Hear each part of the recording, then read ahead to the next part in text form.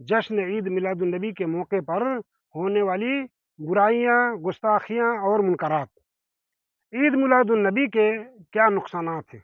Number 1, Eid मिलादुन्नबी मनाने से सबसे पहले आप अल्लाह के रसूल सल्लल्लाहु अलैहि वसल्लम की हदीस को ठुकराते हैं। आप सल्लल्लाहु अलैहि वसल्लम जब मदीना आए तो देखा लोग 2 दिन खुशी मना रहे हैं, खेल कूद कर रहे हैं। तो आपने फरमाया ये क्या है? तो सहाबा ने कहा अल्लाह के रसूल सल्लल्लाहु अलैहि वसल्लम कुन्ना नलअबु फीहिमा फिल जाहिलिया, ये 2 दिन ऐसे हैं कि हम इनमें ज़माने जाहिलियत में खेल कूद करते थे। तो आप सल्लल्लाहु अलैहि वसल्लम ने फरमाया कि इन्नल्लाह क़द अब्दलकुम बिहिमा खैरन मिनहुमा यौमल अज़हा व यौमल फित्र, कि अल्लाह ताला ने उन 2 दिनों के बदले में तुमको बेहतरीन 2 दिन दिया है, वो है ईद उल अज़हा और ईद उल फित्र।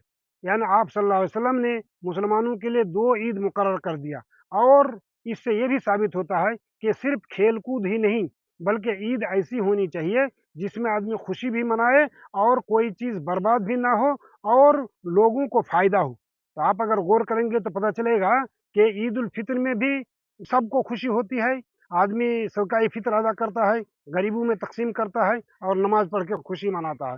ईद उल अजहा में भी गोश्त करता, कुर्बानी करता है और गोश्त तकसीम करके लोगों के दरमियान खुशी मनाता है और खुद भी खुश होता है, खाते पीते हैं और नमाज पढ़ते हैं और खुशी मनाते हैं। इसमें एक नुक्ता और है कि इस्लाम का जो त्योहार है उसमें कोई लगो चीज़ें नहीं है।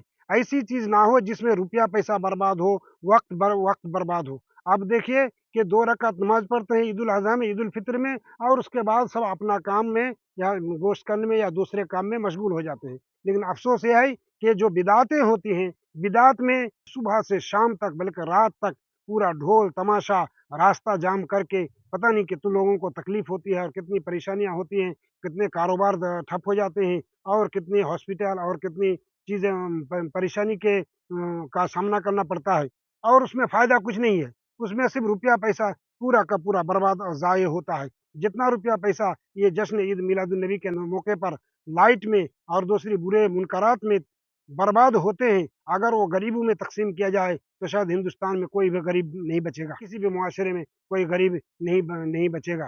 तीसरा नुक्ता इसमें यह है कि ये बिदाती लोग जो जश्न ईद मिलादुन्नबी मनाते हैं, वो ईद उल अज़हा और ईद उल फित्र में उतनी खुशी नहीं मनाते हैं और उतना ज़्यादा वो लोग उसमें उसका एहतमाम नहीं करते हैं जितना जोश व खरोश से इसको मनाते हैं। यानी अफ़सोस है कि जो सही हदीस से साबित है, जो मशरू है इस्लाम में अहम त्योहार में से है, उसका उसको कोई अहमियत नहीं देते हैं और जो बिदअत ईजाद कर लिया है, उसको उसमें पूरे तौर पर उसको जोश खरोश से मनाते हैं और लगता है कि यही दीन है, यानी मारूफ मुनकर हो जाता है और मुनकर मारूफ हो जाता है। जश्न ईद मिलादुन्नबी के मौके पर होने वाली वो गुस्ताखियों में नंबर 1 हुआ अल्लाह के रसूल सल्लल्लाहु अलैहि वसल्लम पर झूठ गढ़ना, कि आप सल्लल्लाहु अलैहि वसल्लम ने 2 ईद करार दिया था, लेकिन इन लोगों ने तीसरी ईद का ईजाद किया। दूसरा नुकसान ये होता है, दूसरी बुराई, कि रास्ता रोक के चंदा लिया जाता है। आप सल्लल्लाहु अलैहि वसल्लम ने कभी अपने लिए चंदा नहीं लिया और ना किसी को रास्ता रोकने का हुक्म दिया, बल्कि रास्ता रोकने वालों को मना किया, लेकिन ये रास्ता रोक के चंदा लेते हैं। तीसरा, ये शिया की नक्काली है। शियों की नक्काली है, बैतुल्लाह की तस्वीर बनाते और रसूल सल्लम की छवि, रसूल रोज़ा रसूल की छवि बनाकर उसका तवाफ़ करते हैं और उसको सवाब समझते हैं। रोज़ा रसूल की शक्ल बना के उसका तवाफ़ करते हैं और उसको सवाब समझ और हज़ारों लाखों रुपया इसमें खर्च भी करते हैं और बाद में 12 रबीउल अव्वल के बाद फिर उसको खुद ही ले जाके मिस्मार करते हैं और नदी में या कहीं पर ले जाके फेंक देते हैं। तो इसको बनाना अगर इसको बनाना अगर ताज़ीम था, तो फिर उसको मिस्मार करना कैसे सही होगा?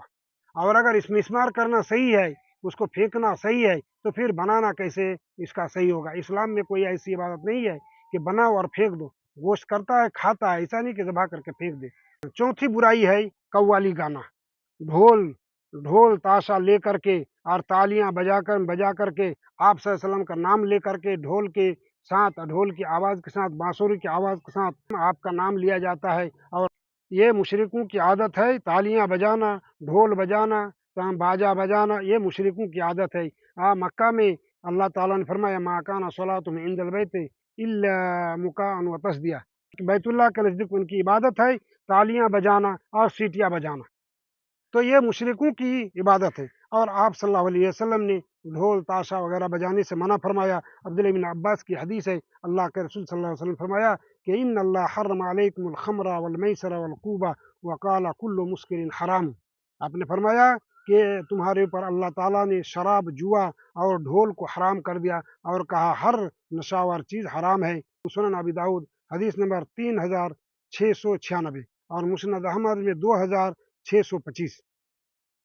اور فرمایا آپ صلی اللہ علیہ وسلم نے کہ لا تصحب الملائکۃ رفقۃ فیہ کلب ولا جرس. آپ نے فرمایا کہ اس قافلہ میں رحمت کے فرشتے نہیں ہوتے ہیں جس میں کتا ہو یا پھر گھنٹی ہو. صحیح مسلم 2113. تو آپ صلی اللہ علیہ وسلم نے ایک ڈھول کے حرام قرار دے جس میں ڈھول تاشا گانا ہو، گانا باجا ہو، اس میں رحمت کے فرشتے شامل نہ ہو اور وہ انجام دیتے ہیں اور اس کو ثواب سمجھتے ہیں. یہ اسلام کا کیسا دین ہے یا اسلام کا کیسا جشن ہے جو اللہ کے رسول صلی اللہ علیہ وسلم کی حدیث کی صریح مخالفت کرتے ہوئے اس کو انجام دیا جاتا ہے. ابو سعید خدری رضی اللہ تعالیٰ عنہ سے روایت ہے، آپ صلی اللہ علیہ وسلم کے سامنے ایک شاعر شعر پڑھتے ہوئے آیا جو گندے اشعار پڑھ رہا تھا. تو آپ نے فرمایا اس شیطان کو پکڑو اور اس کو روکو، اور فرمایا کہ آدمی کا پیپ سے پیٹ کو بھر لینا زیادہ بہتر ہے اس طرح کے شعر سے پیٹ کو بھر لے. یعنی برے اشعار کو جب کہنے والے کو شیطان قرار دیا اور پورے اشعار کو سیکھنا یا یاد کرنا پہ جمع رکھنا یہ خراب ہے اس بات سے کہ آدمی پیپ سے اپنا پیٹ بھر لے. تو اگر کوئی آدمی خراب اشعار پڑھے اس کو اللہ کے رسول نے پکڑنے کے لیے کہا، روکنے کے لیے کہا اور شیطان قرار دیا. تو کوئی آدمی اگر عشقیہ اشعار کہتا ہے، شرکیہ اشعار کہتا ہے اور ڈھول تاشے تالیاں بجاتا ہے، اس کا کیا حکم ہے اور وہ اسلام میں کیسے صحیح ہو سکتا ہے؟ نمبر 5، اس جشن کے موقع پر جو برائی ہوتی ہے ان میں سے عیاش پرستوں کی نقالی ہے. عیاش پرست جو زیادہ پیسے والے ہیں وہ اپنے بڑوں کو یاد کرتے ہیں، ان کے یوم پیدائش کو مناتے ہیں، جشن سالگرہ مناتے ہیں اور لاکھوں اربوں روپیہ خرچ کرتے ہیں. اسی طرح اس جشن میں کیا جاتا ہے جو عیاش پرستوں کی نقالی ہے. اور نمبر 6 یہ ہے کہ یہ غیر مسلموں کے رسم کی نقالی ہے، اس لیے کہ غیر مسلم اپنے بزرگوں کی پیدائش کو یاد کرتے ہیں اور یا پھر ہمیں وفات کو یاد کرتے ہیں اور اس کی شان و شوکت کے ساتھ اس کو مناتے ہیں. نمبر 7 یہ عیسائیوں کی نقالی ہے. عیسائی لوگ 25 دسمبر کو آپ سے عیسیٰ علیہ السلام کی پیدائش کا جشن مناتے ہیں اور اسی کی نقالی کرتے ہوئے مسلمان آپ صلی اللہ علیہ وسلم کی جشن کو مناتے ہیں. اور یہ کہتے ہوئے سنا بھی گیا ہے کیا غیر مسلم لوگ بہت جشن کے ساتھ، بہت دھوم دھام کے ساتھ روڈ اور گلیوں کو سجاتے ہیں اپنے پوجا کے موقع پر، تو ہم کیوں نہیں سجائیں؟ تو یہ گویا کہ روڈ کو سجانا ہی عبادت سمجھتے ہیں، جبکہ اصل عبادت ہے اللہ کے رسول صلی اللہ علیہ وسلم کی اتباع. 8واں نمبر برائی یہ لازم آتی ہے کہ آپ وفات تسلیم کر کے جشن مناتے ہیں، اس لیے کہ آپ صلی اللہ علیہ وسلم کی پیدائش تو 9 تاریخ کو ہوئی ہے تحقیق کے مطابق، محققین کے نزدیک. تو آپ نے جو 12 ربیع الاول کو جشن منایا تو گویا کہ آپ نے آپ صلی اللہ علیہ وسلم کی وفات کو تسلیم کر کے آپ کی وفات پر جشن منایا، آپ کی پیدائش پر جشن نہیں منایا.